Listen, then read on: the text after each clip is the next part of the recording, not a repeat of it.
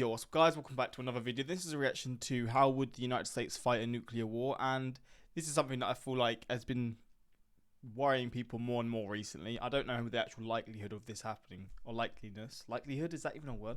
Likeliness of this happening, because I feel like once you reach a point of nuclear war, there's no turning back. But I've seen stuff recently with like China.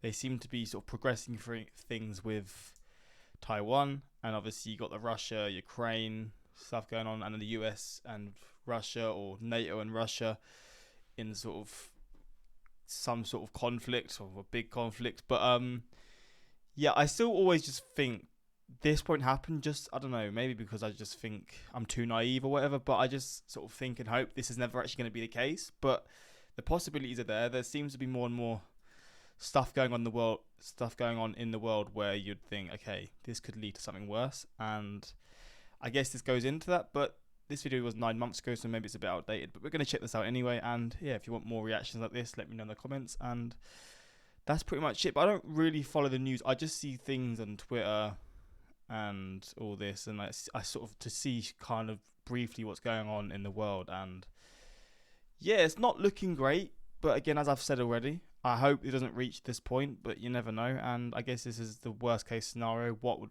happen and how the United States would react. And yeah, we're going to see. But if you want to see some more of my reactions, links are in the description to my Patreon, where you can see reactions to many different things that I can't post to YouTube for whatever reason. And yeah, links are there. But let's jump into this and just see how they would fight a nuclear war. Had a little voice crack there, my bad. I've never watched this channel before, I don't think. It's been over 80 years since a major conflict has broken out in Europe. The result has left many with a deep sense of uncertainty. Nearly 70% of Americans surveyed by the American Psychological Association feared that we are at the beginning stages of World War III. The prospect of nuclear conflict, once unthinkable, is now a very real possibility. Today we're going to explore the unthinkable. How would the United States respond during a nuclear conflict? What's America's nuclear war plan? How many nuclear weapons are readily available to the president? Where are they? What are their targets? How many missiles would be launched? How many casualties could we expect after American bombs reach their destinations? What would the world look like going forward? And most importantly, could the United States win a global nuclear war? I don't think anyone wins a global nuclear war, to be honest. That's just the short answer.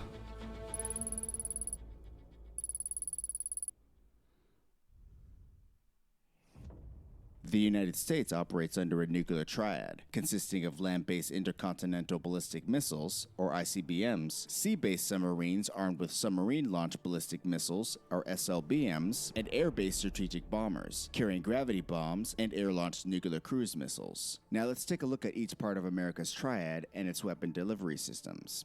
The first and most well-known part of America's nuclear triad is its land-based intercontinental ballistic missiles, or ICBMs. The US has 400 LGM-30 Minuteman III ICBMs that are launched via silos. That's loud. But they got a whole graphics for it, what the hell? These 400 missiles have a range of over 6,000 miles and have near pinpoint accuracy. When launched, the three-stage Minuteman III travels at speeds of over 15,000 miles per hour, reaching its target in under 30 minutes. Wow. Each Minuteman III missile carries one warhead. 200 Minuteman III missiles are armed with a 335 kiloton W-87 Mark 21A warhead, while the other half are armed with a 300 kiloton W-78 Mark 12 warhead. Each warhead has around 40 times the destructive power of the bombs dropped on Japan in 1945. Jeez. America's Minuteman III silos are based in 3 rural areas: the 90th Missile Wing at F.E. Warren Air Base in Colorado, Nebraska, and Wyoming, the 91st Missile Wing at Minot Air Force Base in North Dakota, and the 341st Missile Wing at Maelstrom Air Force Base in Montana. Each wing has 3 squadrons. It's fascinating how they're all like quite in the center of the US, like all the areas where they have these missiles and stuff. And each squadron has 50 Minuteman III silos. They're collectively controlled by 5 hardened underground control launch centers, each operated with 2 military officers around the clock at all times. In the event that launch command centers are destroyed in a surprise attack, or the military officers inhabiting the launch command control centers get cold feet, these missiles can and will be remotely launched from an airborne command center, carrying out orders from the president.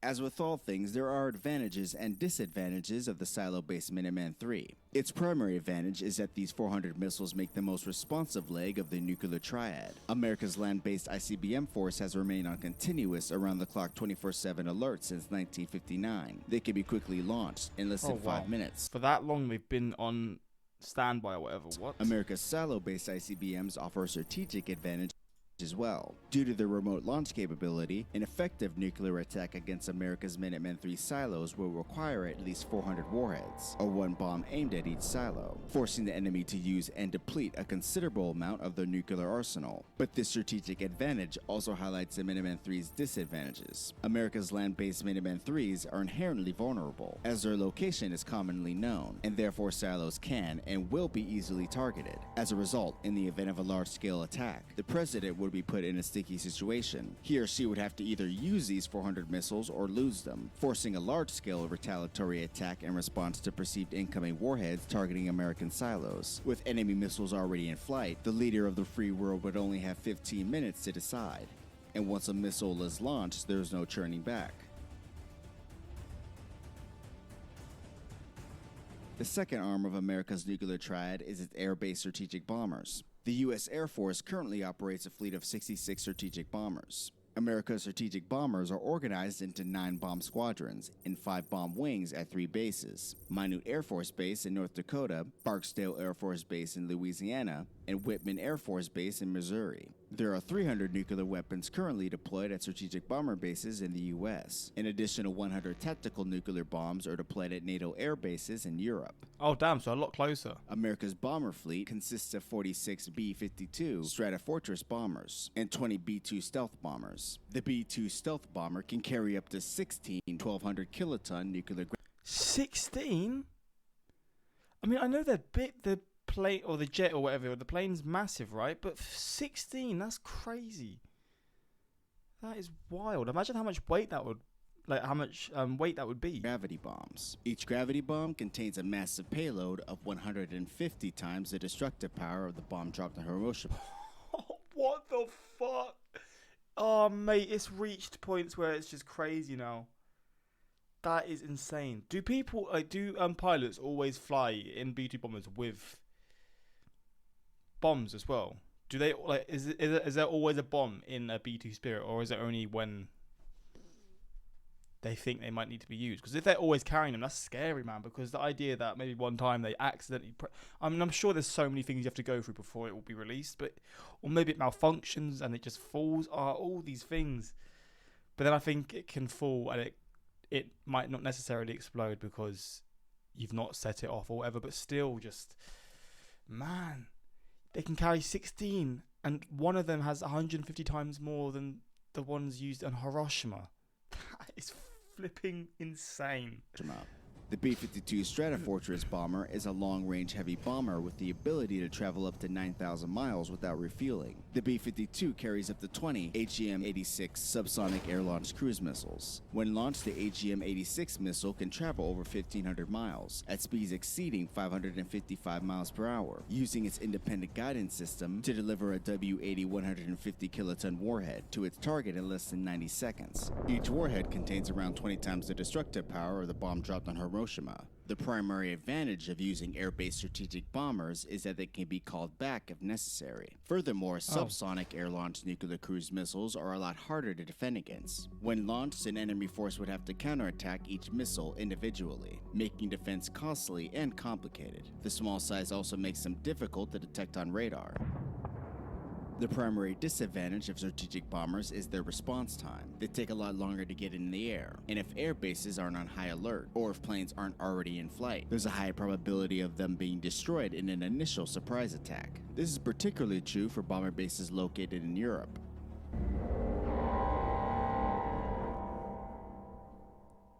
The UK? Oh, god damn.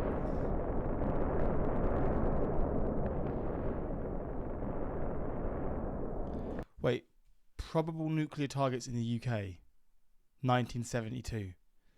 So damn, I'm not getting hit then. I mean, I probably would though, but it's just all the major cities, right? And then I guess bases around, because there's a few bases in this area where I live.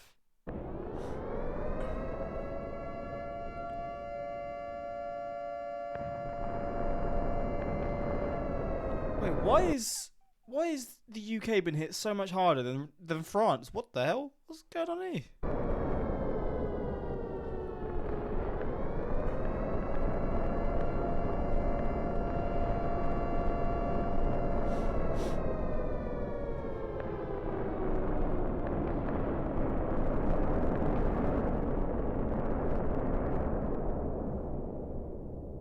Spain doesn't get touched? Damn. The last and most important part of America's nuclear triad are its nuclear-powered ballistic missile submarines. The U.S. Navy operates a fleet of 14 Ohio-class ballistic missile submarines. Each submarine carries 20 Trident II submarine-launched ballistic missiles. The Trident II SLBM is the most destructive weapon in America's nuclear arsenal. Each missile is armed with either 4 or 5 475-kiloton W-88 warheads. In theory, each sub can launch its entire 20-missile payload virtually undetected in under 7 minutes. What?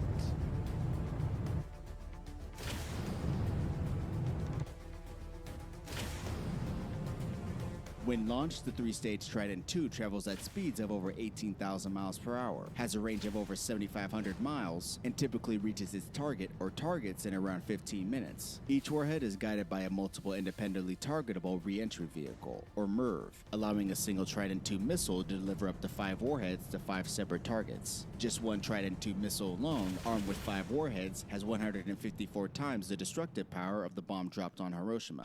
Overall, the U.S. has around 70% of all of its warheads on submarines, and with good reason. Oh, mate.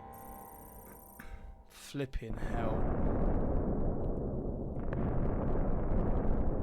There are numerous advantages of the ballistic missile submarine. For starters, they make up the most survivable leg of the nuclear triad. Ballistic missile submarines are virtually undetectable at sea. Their stealth design makes finding one an almost impossible task, giving pause to potential adversaries. With at least 10 submarines on constant patrol at all times, ballistic missile submarines assure that the U.S. can strike at any time, anywhere, even after a surprise attack. With each sub carrying an average of 100 warheads each, they have enough firepower to make just one submarine the 6th most powerful nuclear power in the world. In terms of disadvantages, there simply are none.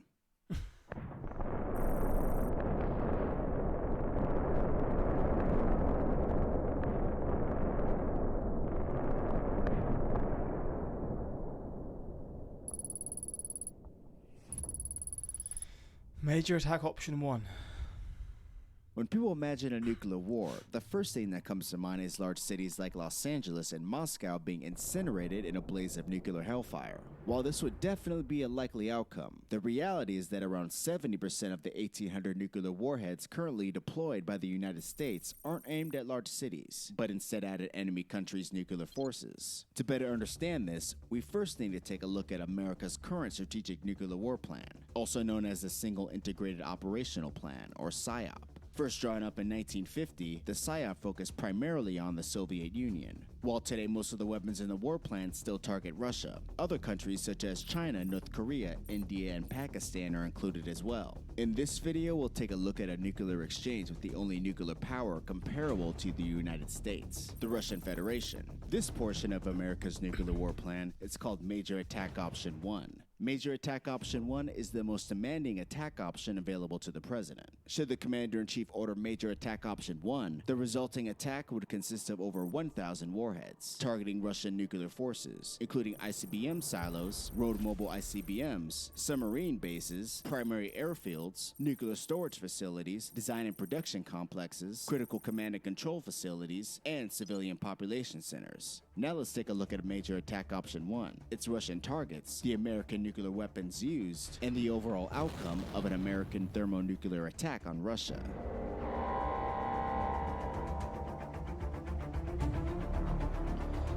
God damn. Well, I guess this is a part 2 to this, but for now, this isn't an exciting prospect. But yeah, let's just hope, fingers crossed, this doesn't happen. I know, again, there's a lot of stuff going on, but I always just have in my head, I just think and pray that there would never be this stupid, either side, to actually start a nuclear war. But with tensions building, you just don't know. But yeah, this is this reaction. If you want the reaction to part 2, I don't know where it is or what it is, but I think it says maybe this one here. I'll check it out. But yeah, until next time, like, subscribe. Peace.